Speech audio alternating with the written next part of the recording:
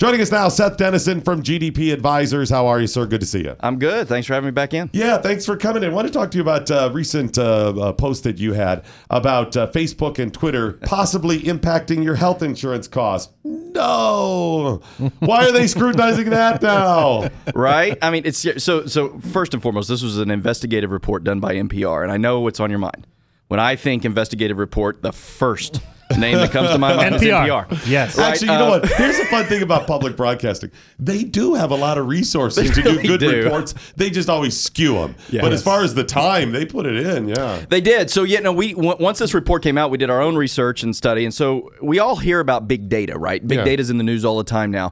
And there are big data collection firms. Their entire job is to track you, Chris, track me, to understand what we're all about. Because that is a digital fingerprint of our lives. And so who wants this the most? Well, companies that might be paying claims on me someday want to really have a better understanding of what I'm all about so that they can forecast risk, right? So one of the things we talked about last time I was on your show is that insurance companies, they're in it to make money. Shocker, news story here.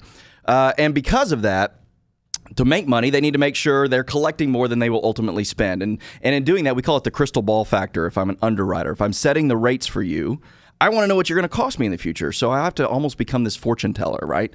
And so how do I do that? I just get more data. So every time I check in at a burger joint or maybe binge watch Netflix till 4 in the morning, I'm maybe not getting sleep, or use those cute little emojis saying, less hey, healthy I'm depressed. Behavior, right? I know, right? So all of this is information and aggregated on the masses with millions of data records. Insurance companies can now start to better clear up that crystal ball, so to speak, to understand what their costs might be. That's going to be really effective for them, too. Because in the past, they would still base it on demographics and then certain behaviors or whatever. But one of the points of the algorithms now of all of the social media sites of Google is the AI effect, too, that says we can predict what you want. That's right. What news stories you want. That's on obviously the real low end, the simple stuff. Hey, you click on a lot of right wing or left wing or things about puppy dogs. So those are the things you see.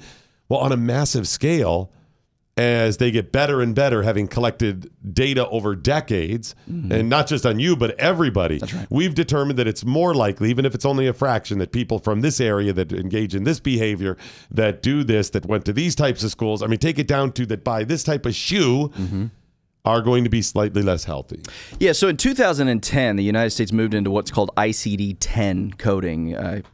Previous to that, we were in ICD-9. That means I'm getting into the weeds, and to your listeners, they're not really going to care about that. To a paper pusher analyst like me, I love it, right? Because what it does is it tells me more about what conditions you have. So previous to the ICD-10 coding, that's a code for every possible medical condition that's out there. We had roughly... And by the way, they were both much better than ICD-8. Well, of course. ICD-8 is just... But ICD-11 is going to be huge. It's coming. I'm still on 7. Whoa!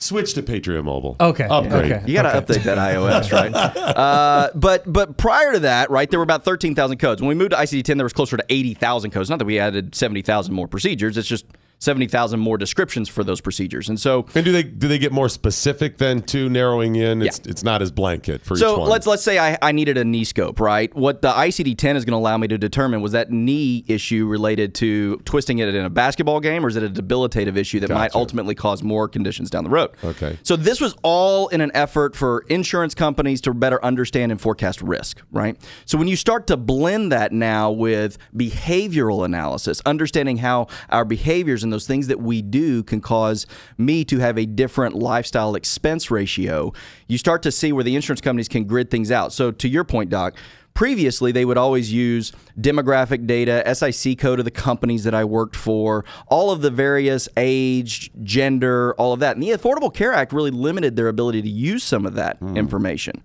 So they were looking for new ways to do it. Now, what's interesting is when this report came out by NPR, insurance companies, as well as companies like LexisNexis and these data collection firms, were quick to say, whoa, we're not using this to set rates, or that's not our policy. Okay, well, it's not your policy, but about United Healthcare's, right? And so, right, exactly. And so it's really interesting to see what they're ultimately going to do with this information. Another report that came out this last week from NPR, again, NPR's on it today. They are.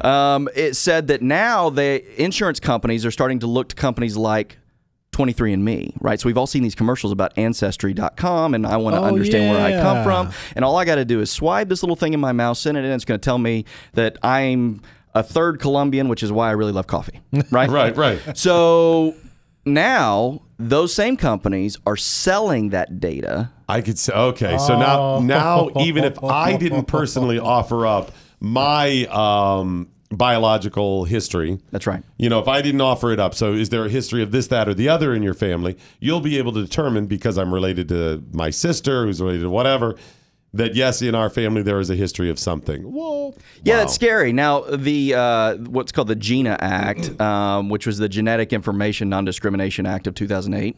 Right, I'm fun at parties. So this was signed into law by President Bush, and it said that we can't ever use genetic testing to impact health insurance rates. Like that can't be done. Right. But nothing about life insurance, long-term care, all of these other things, right? And what insurance companies could do, health insurance companies could do, is they could aggregate this data on the masses to find out, do we have a propensity of expense in a certain geographic area?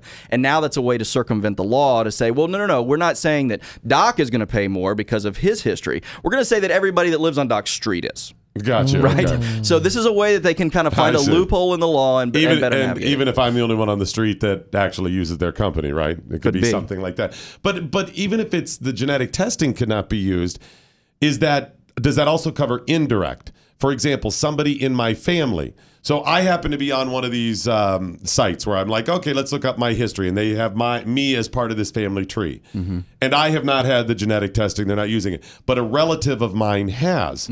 So they don't use it for them, but they then say, "But Doc is related to them." Could they use it that way? Isn't around? Sure, everything is on the table for these folks, right? Wow. So this is all data. There's always a digital fingerprint on this stuff, and again, we're just aggregating data, and it's perfectly legal to do. It's perfectly legal to try to better understand what my risk is. And this is where we get into what we call the conflict between capitalism and care, right? If I'm a shareholder of one of these insurance companies, I'm all about them doing their due diligence and making sure that they're not issuing policies to people that are going to ultimately cost me as a shareholder my dividend.